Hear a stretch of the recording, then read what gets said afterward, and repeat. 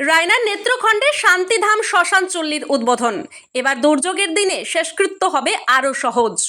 পূর্ব বর্ধমান জেলার রায়না ব্লকের পলাশন অঞ্চলে নেত্রখণ্ড গ্রামে স্বর্গীয় শঙ্করচন্দ্র মালিক এবং শিবানী মালিকের স্মৃতিতে নবনির্মিত শ্মশান চুল্লির উদ্বোধন করা হলো আজ।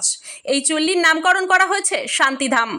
বর্ষা বা অন্য কোনো প্রাকৃতিক দুর্যোগের সময় শবদেহ দাহ করতে গিয়ে গ্রামবাসীরা প্রায়শই অসুবিধায় পড়তেন।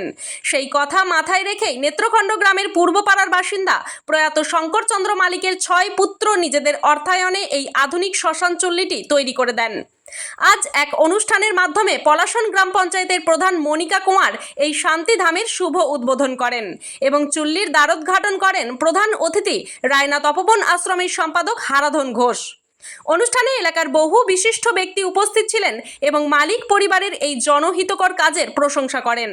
উদ্বোধনী অনুষ্ঠানের সময় গীতার মন্ত্র উচ্চারিত হয়, উলুধ্বনি, শঙ্খধ্বনি এবং হরিনাম সংকীর্তন সহকারে ফলক উন্মোচন করা হয়। উদ্বোধনী অনুষ্ঠানে মালিক পরিবারের সদস্যরা গ্রামের বারোয়ারি কমিটির কাছে শান্তিধামের পাশে একটি ফুলের বাগান তৈরি করার আবেদন জানান। তাদের আশা, এই ফুলের বাগানটি যেমন পরিবেশ সুন্দর করবে, ঠিক তেমনই সকলের মনে শান্তি এনে দেবে।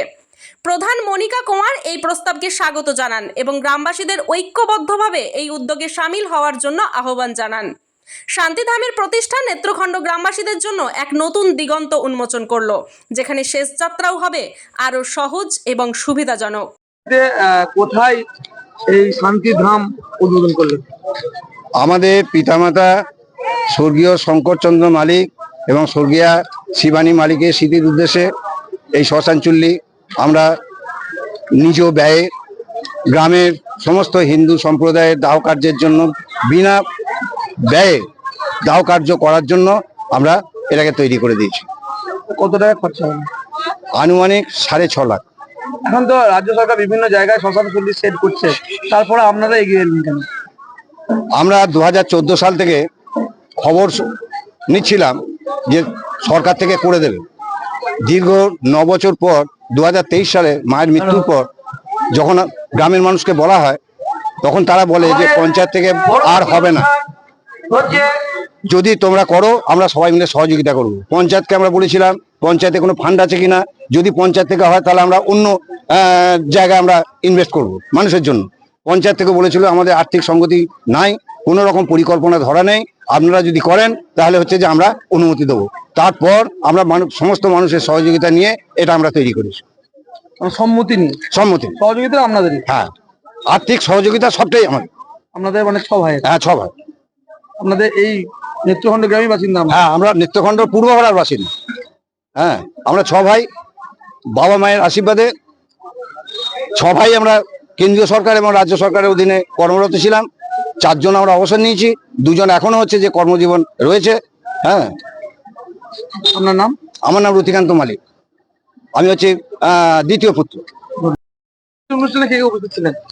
আজকের এই উদ্বোধনীতে আমাদের তপবন আশ্রমের সম্পাদক এসেছিলেন এবং পঞ্চায়েতের প্রধান মনিকা কুমার এসেছেন এবং আরো গ্রামের অতিথিবৃন্দ এখানে উপস্থিত হয়েছে। এইটা হওয়ার ফলে গ্রামের মানুষের কতটা উপকৃত হবেন?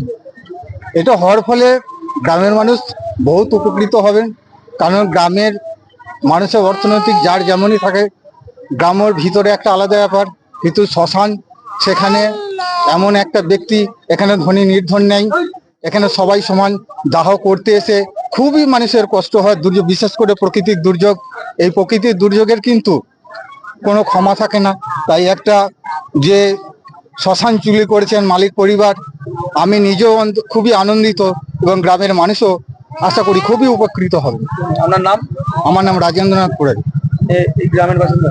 আমি হচ্ছি আমাদের নেত্রখণ্ড গ্রামের সম্পাদক, বাড়ির কমিটির সম্পাদক। কৃষ্ণ সাহার রিপোর্ট,